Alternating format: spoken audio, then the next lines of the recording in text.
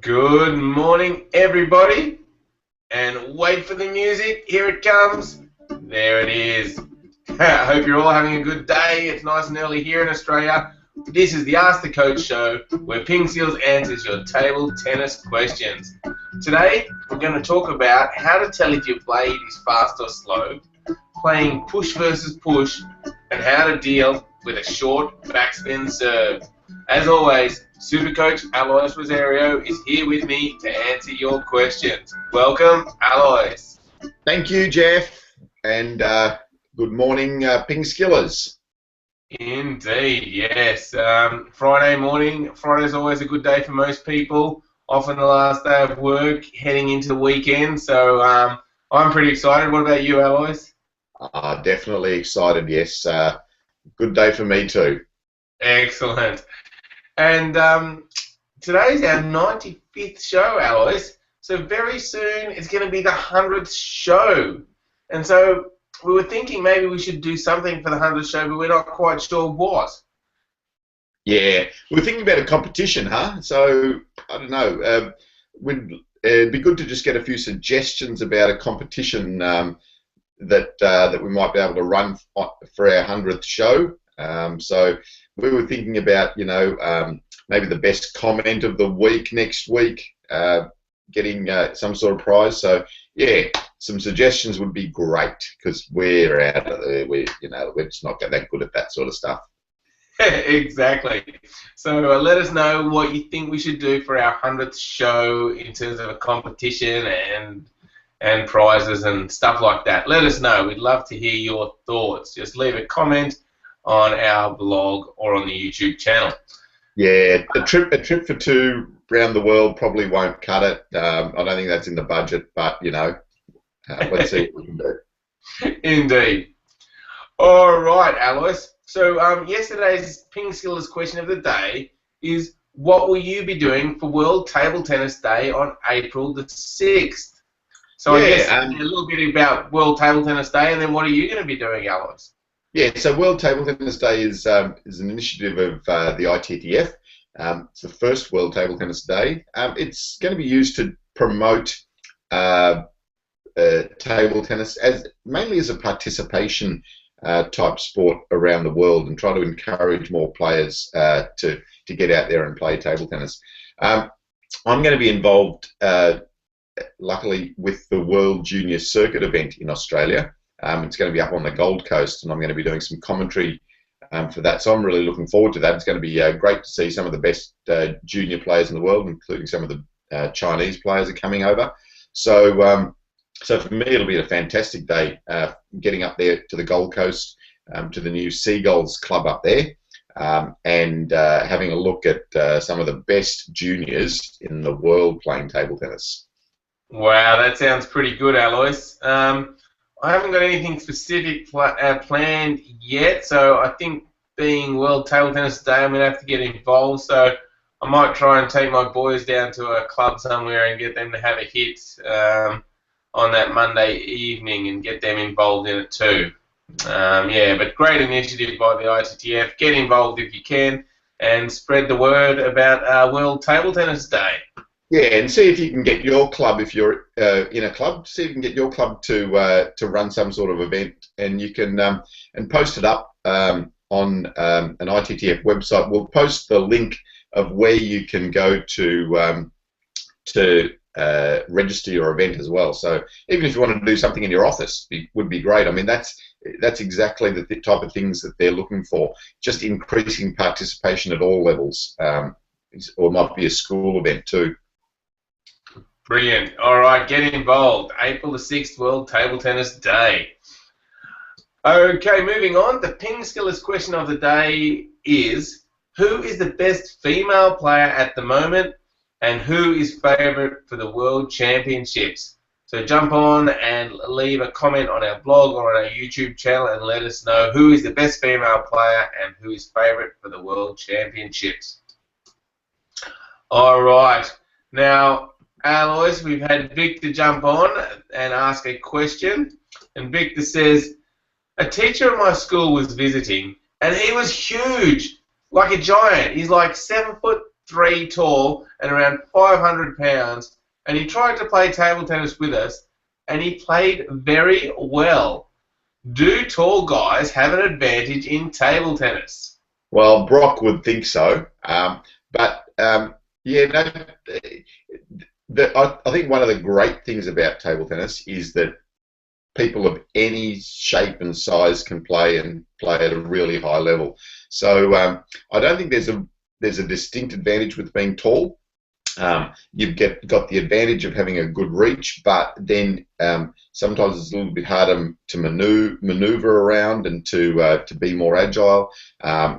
And in the middle often gives the tall people a bit of a problem. So yeah, so there are advantages and disadvantages. You know, being short, you can often get around a little bit quicker. Your center of gravity is lower and easier to move sideways. So yeah, advantages and disadvantages with all body shapes. So that is the good thing about table tennis. You don't have to be 6'5" to be able to play.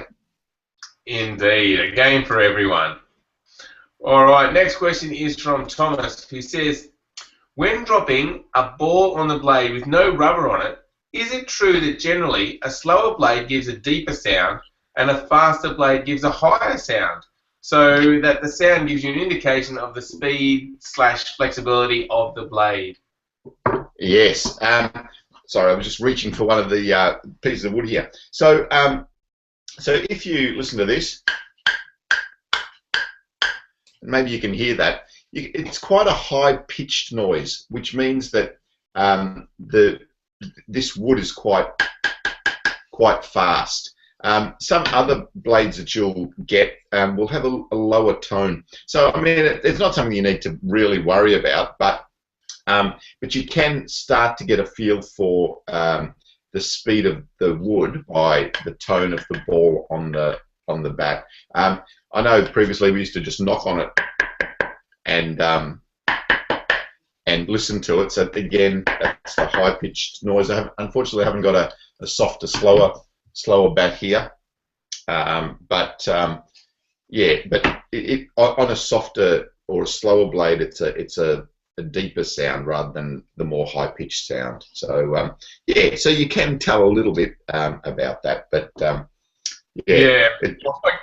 I guess the best way is to actually use the blade, but then I guess it's hard to compare because you need the same rubbers on different blades to compare them, and that's not easy to organise. Yeah, that's right. Yeah, and so I mean, it's all. I mean, it's one of the real difficulties of equipment, isn't it? You know, trying to find the right thing until you've got your setup done, then you've got to hit with it. Oh, no good. You know, you've already spent $150 to $200 and can't just throw it out. So yeah, it's a problem. But yeah, that's one little indicator that you can get as far as how fast your blade is. Yeah, and I guess one of the advantages of choosing equipment, being at a club to choose equipment, is that you can, you know, try out a lot of other people's bats and see what they're using and see if any of those combinations suit you. Because at a club, there's generally a whole range of players and they'll have a whole range of equipment. And often they let you have a little hit just to test it out. So there's another option for trying to choose some equipment that you like. And of course, we've got that great video on how to choose a bat for you. So I'll put a link in the show notes to that. All right, Alois. Probably just, sorry, Jeff, probably just related to that, Victor's just jumped on and asked another question. So which bat am I looking for if I want a bat with great bounce on it? So you're probably just looking for a bat that's quite fast. So the faster the bat, the more bounce it's going to have on it. And again, just having a look at that, choosing a table tennis bat video will help you with that question. Yeah, that's right. Because yeah, the higher pitch sound means it's faster, but that's not definitely good for you. Some people would be better off with the slower blade so they can learn to play their strokes fully. So keep that in mind and check out the video on how to choose a bat because that explains it very well. All right, now Romeo has said, if I serve a short backspin ball and the opponent pushes it back, does this mean the backspin I placed on the ball is cancelled out? If that is the case, then will the backspin be heavier if I pushed it long? Okay, so this is an interesting question. It might be a little bit difficult to see here, but we'll give it a go. So if the ball is coming to you with backspin, like that, when it hits your racket and the rubber, it actually digs into the rubber and kicks out the other way. So it's spinning this way, it grips and it comes back out. So it's actually changing the direction of the spin. So it's coming in spinning this way, then you hits your racket and comes back out the opposite direction with the backspin. I'm trying to get the label facing forward so you can see it a little bit better. So goes in there, kicks in and spins back that way. So you're getting backspin when the ball goes back. Now you won't get as much backspin, but if you then brush the ball as well, then you will get the ball to spin a little bit faster going back that way as well. So yeah, so it's an interesting characteristic of the actual rubber, and one of the properties of why we use the inverted rubber, because that does help us to generate the spin that we want as well. Don't worry too much technically about it, but yeah, that's just the basic principle of what happens. So if you push the ball longer or faster, then you can get more spin on it because your bat's traveling faster as well to go back. Yeah, exactly. And I think in the comment to the actual question on this, Dieter commented that it's the same principle not just with backspin but with topspin. If someone does a topspin to you and you just block it back, it's going to reverse the spin, which is going to end up going back to your opponent with topspin, and you can generate more topspin against that if you want, which is basically playing a counter loop. So yeah, the same principle for that as well. Yeah, that's right. So with the topspin, the ball's coming in this way, it hits your bat and it kicks back out the other way. So it comes in this way, spins back out that way with topspin. So yeah, it's interesting to watch. Yeah, it certainly is. So thanks very much for the question, Romeo, and hopefully that's cleared things up for you. All right, next up, Johnny. Sorry. Sorry. Yeah. So maybe maybe to help explain that a little bit, if people have seen those rubber balls, those what we call super balls, when you bounce them, if you spin them, they tend to reverse when they spin. So it's a similar principle, but yeah. It's just rubber on a hard surface. So yeah. Yeah, they're pretty fun, those rubber balls. You bounce them up and they just keep spinning back and forwards. Yes, I know what you mean. All right. Yeah, so the next question is from Johnny, who says, hello. When my opponent does a short, heavy backspin serve, I usually push the ball back short with my own heavy spin. I've seen players topspin, a loop, backspin balls, and I wonder, how can you do it against a short backspin serve? Yeah, so against the short backspin serve, it is quite difficult to loop it back. What you're doing is probably the best option. Pushing the ball back short is the simplest, and it's also a very effective way of returning the ball. If the ball comes long, then it's easier to make your topspin attack because the ball comes off the end of the table and you've got a bigger swing at the ball. You can attack the shorter backspin ball by opening the face of your racket. So if you have it closed, the backspin is going to drag straight down. If you open the racket a little bit, then you can lift that way and get the ball over the net with a flicking action as well. Again, this is a more difficult stroke. And then there's always the backhand side spin flick that you see a lot of players starting to use now. So that's the same principle. They've got the angle quite open at the start of the backhand side spin flick. They're coming underneath and then around and over it. So yeah, it's a more advanced stroke. The forehand or the short push is probably the simplest and most effective method just to start off with, though.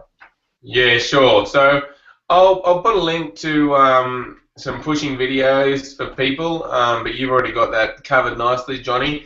But then also I'll put a link to that backhand side spin flick, Alois.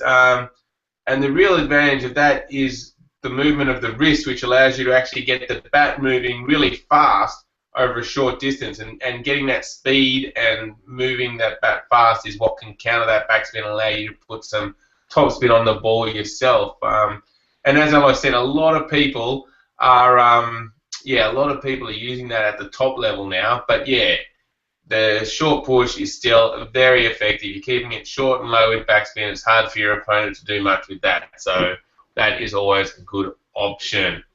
All right. Thanks for the question, Johnny. All right. Now, Victor has asked, are you finished with your cube, Alois?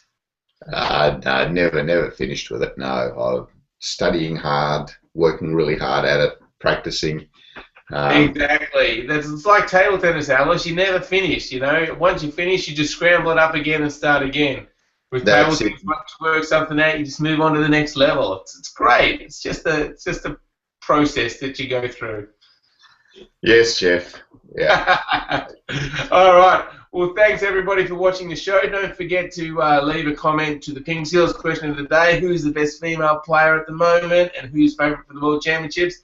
Also, let us know about our 100th show, what we should do for the 100th show. What sort of competition should we have? We'd love to hear your thoughts, and keep asking questions. You can go to pingskills.com and click on Ask the Coach. While you're there, check out some videos, sign up for our newsletter, lots of great table tennis stuff, and have a great weekend, everybody. Thanks very much, Alois, for all your words of wisdom again. Thanks, Jeff, and yeah, have a great weekend. Lots of table tennis, PingSkillers. See you on Monday. See you Monday. Bye, everyone.